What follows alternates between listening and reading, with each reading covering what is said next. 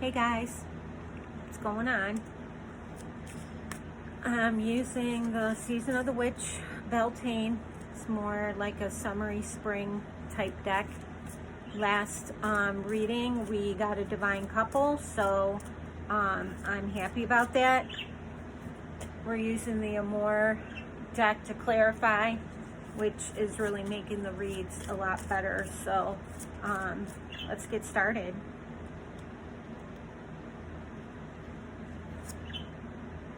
Love spell, which it doesn't have to be. I mean, come on.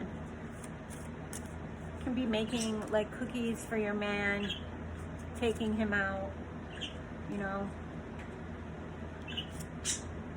Oh my God.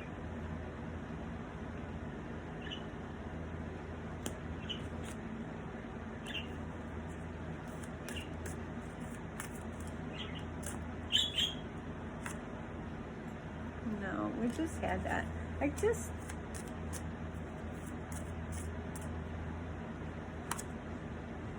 Sacred Waters. I just shuffled these really good in between videos. I have no clue why it's doing this. Chant.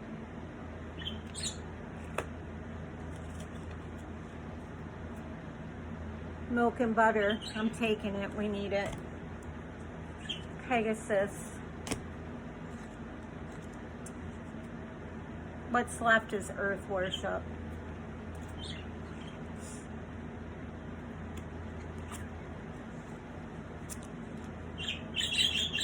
Two cards of 3-party. Oh boy.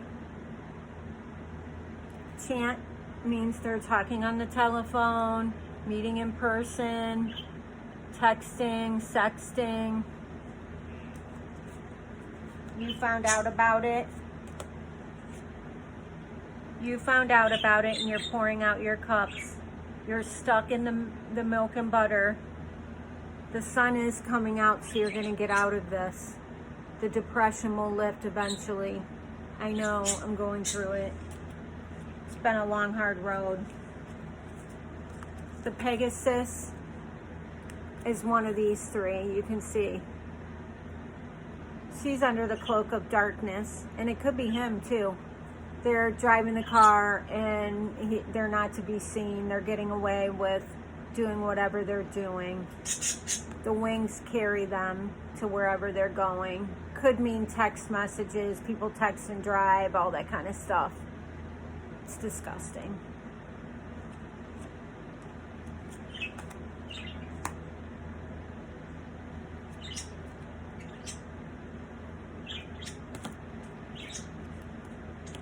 She's in the butter because she's depressed. This is full-blown depression where she needs a doctor to step in. Like, she seriously, look at her here. She's all, she's stuck, but she's still functional. Look at her face. She's like, fuck you, and she's pouring out the pictures. She knocked 2 of the cups over. But look at her here. I mean, her dress is discolored. She probably hasn't showered in a while, brushed her teeth, washed her hair, and she can't get up out of bed, no matter what she does. And this is water, so it's sucking her down even farther, which is what depression does to you. It turns you all upside down and around again. If anybody's suffering from that, please call a therapist or your family doctor, or have your family doctor recommend you. There's community counseling you can use. This is serious. She's going to use a love spell, which isn't that. This is to get herself healthy. She's going to do whatever she can. Herbs, vitamins, exercise regime. Setting a schedule, taking appropriate medication just for the time that you need it. Just because they say you need to take medication doesn't mean you're on it for life.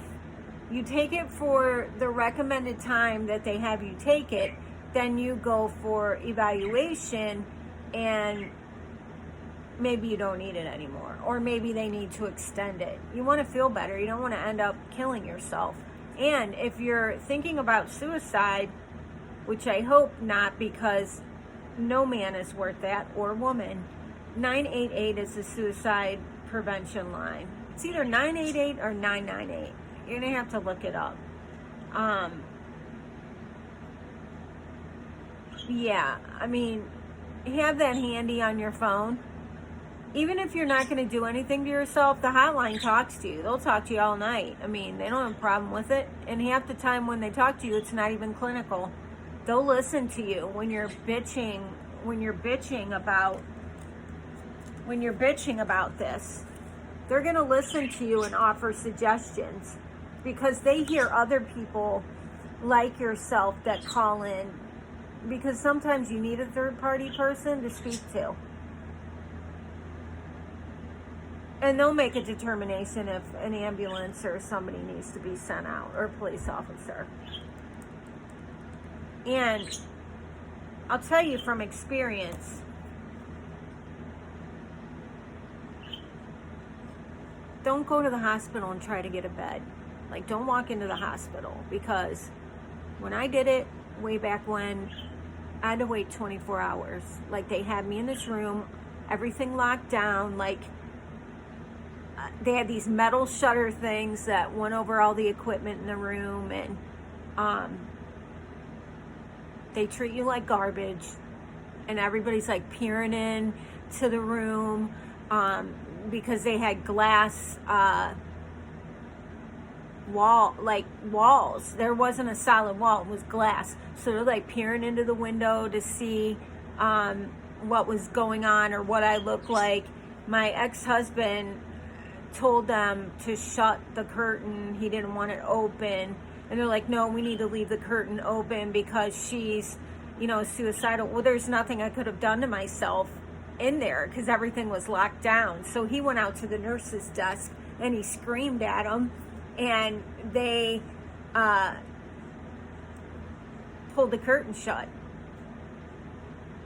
So I eventually got a bed at a good hospital, but not everybody's that lucky. My ex-husband, his family had quite a bit of money, so I got a private room where I went, and he was the son of a bitch that part of the reason why I went in there, but I was able to get a private room. I got a different kind of treatment than most people would have gotten, but I can tell you, try to go to your family doctor or to your therapist's office and have them get you transported, because it will go faster than you walking in off the street, because they don't know you from Adam.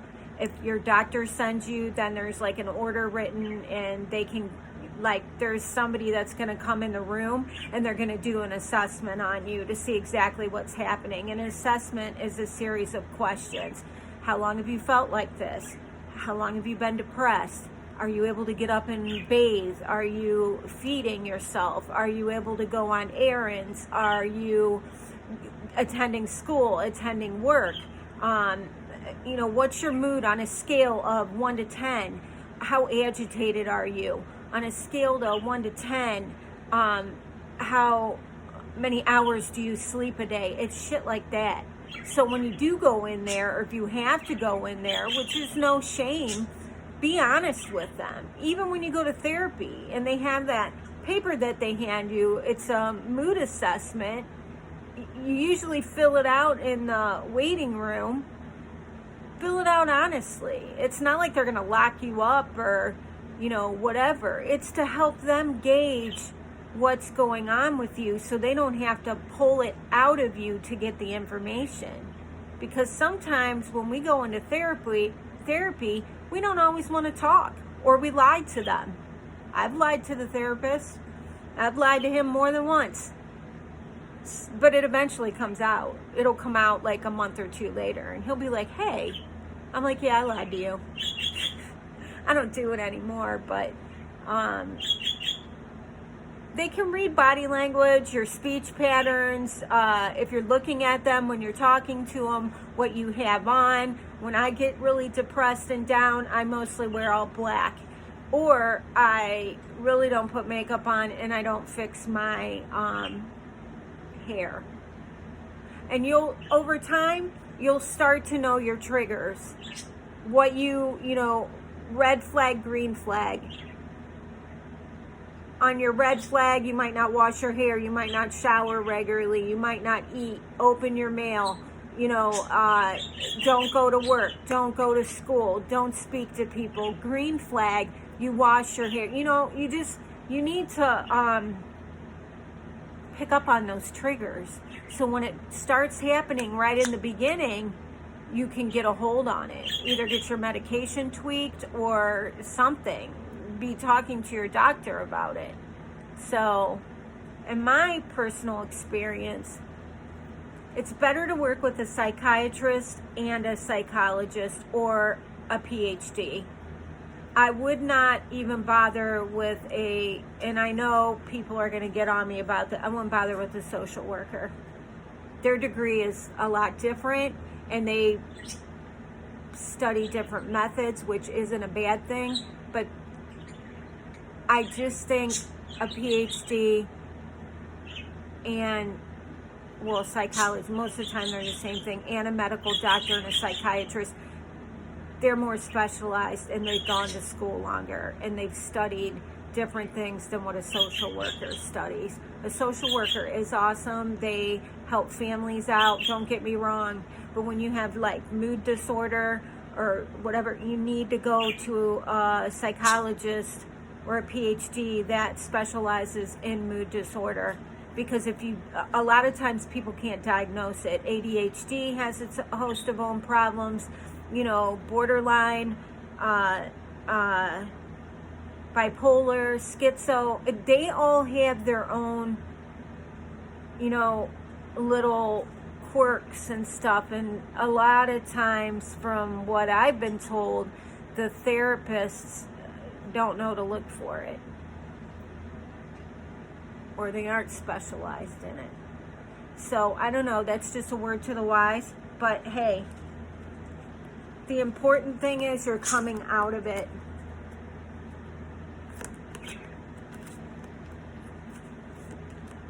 You're coming out of it. Oh my God, you're eating, showering, maintaining doctor's appointments, the red flag, green flags. You're doing what needs to be done. You're no longer participating with this situation. You're not participating with it anymore. If you continue to participate with it, it's basically going to get you so low it kills you. Or it'll get you so low that it's going to take you a good couple months, maybe a couple years to get back up on your feet. It has done it to me since 2016. I couldn't function. And now it's happened to me again. First dude out the gate from 2017 when I left my ex-husband. Didn't date, focused on healing. He got in his car so fast, he couldn't wait. He went for the nasty, hellhound, goth-looking chicks to pure as the driven snow. He doesn't care who they are or what they are. He just wants to fuck anything he can fuck. And trust me, he'll end up leaving these two. Leaving this type, he'll leave this type. And he'll leave them like this.